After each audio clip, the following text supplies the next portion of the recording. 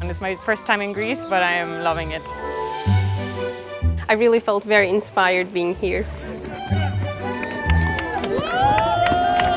Unbelievable place. We're here at the birthplace of ancient Olympic Games, where athletes, spectators and artists used to gather and try, through sports, to solve political problems. Welcome to Greece. Enjoy your time at the conference, engage with one another and learn from one another as much as you can. Enjoy. Thank you.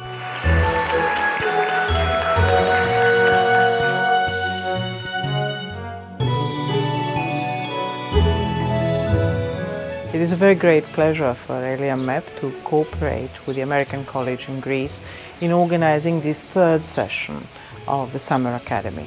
We're looking to future leaders, we're looking to creating the younger generation that would be able to address the very, very urgent problems of our era.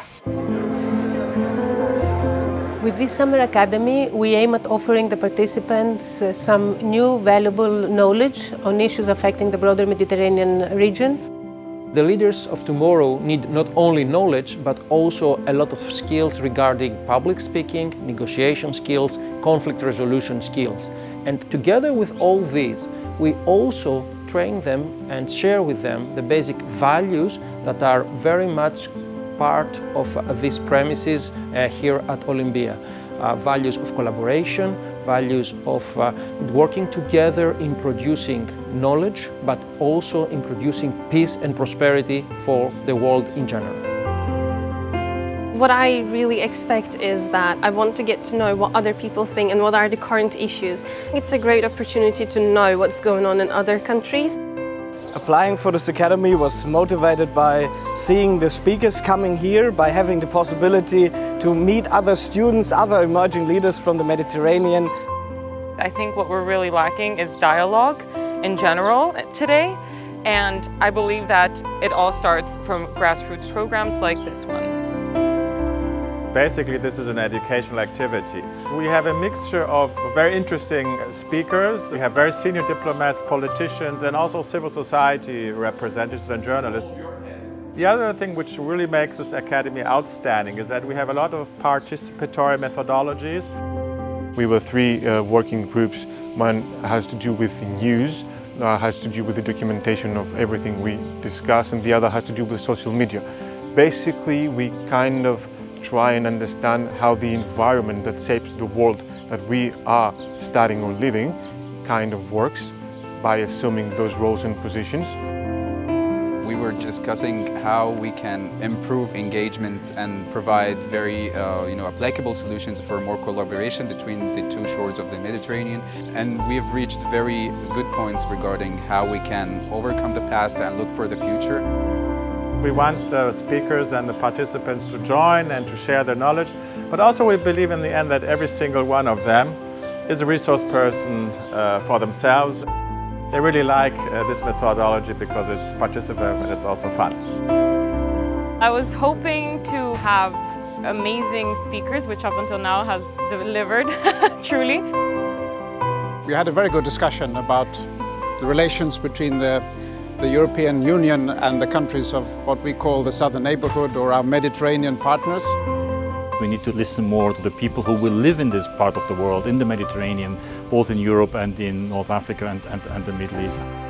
I grew up in dictatorship and I was part of this transition, but there are youth who were born after the revolution, who tasted the freedom, who tasted what it is like to express themselves, to mobilize in a political party, to criticize a political party, to hate a political party.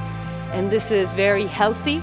I brought, let's say, a different perspective on the geopolitics. We are struggling. It's a difficult time in this region, and we have to find different ways of improving the economy, promoting reforms, dealing with difficult issues like migration. In Italy right now we're seeing an attack on LGBTQ rights and reproductive rights. In France we saw the almost movement of the retirement age. It almost feels like we're going a bit backwards. However, there are also opportunities for cooperation, like cooperation in counterterrorism, which has had some success, cooperation in climate, So I think if we begin to focus on that a little bit more and less on the competition, then perhaps we can create a more pleasant world for everybody to live in. We have today a huge capacity potential in our hands. I'm sure you're following the debate on the artificial intelligence, biotechnology, and quantum physics. And all of these can either be used for the good, but at the same time, these new technologies can be easily weaponized, which of course could either consciously or unconsciously become a true catastrophe or apocalypse for our world.